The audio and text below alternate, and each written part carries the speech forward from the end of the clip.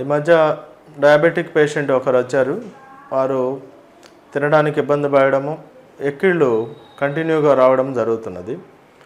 ఎక్కిళ్ళు మాత్రలు వేసుకుంటూ తగ్గడం, మళ్ళీ రిపీటెడ్గా రావడం జరుగుతుంది. వారికి ఎండోస్కోపీ చేయడం జరిగింది. ఎండోస్కోపీలో ఆహార వాహికలో ఫంగస్ ఇన్ఫెక్షన్, దాన్ని ఈసోఫేజియల్ క్యాండిడియాసిస్ అంటాం.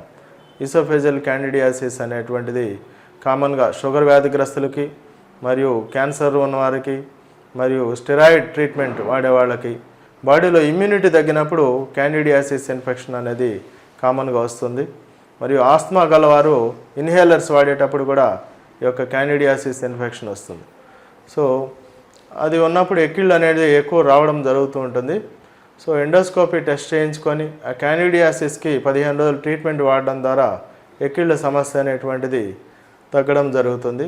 ఎండోస్కోపీ చేయించుకోకపోవడం వల్ల, దానికి ప్రాపర్గా ట్రీట్మెంట్ వాడకపోవడం వల్ల టెంపరీగా ఎక్కిళ్ళకి మందులు వాడడము, మరియు ఆ లోపల ఇన్ఫెక్షన్ పెరగడము, కాలక్రమేణా ఆహారం అంతా తీసుకోలేకపోవడము, రక్తహీనత రావడము, ఇలాంటి ఇబ్బందికరమైన సమస్యలు వచ్చే అవకాశం ఉంటుంది.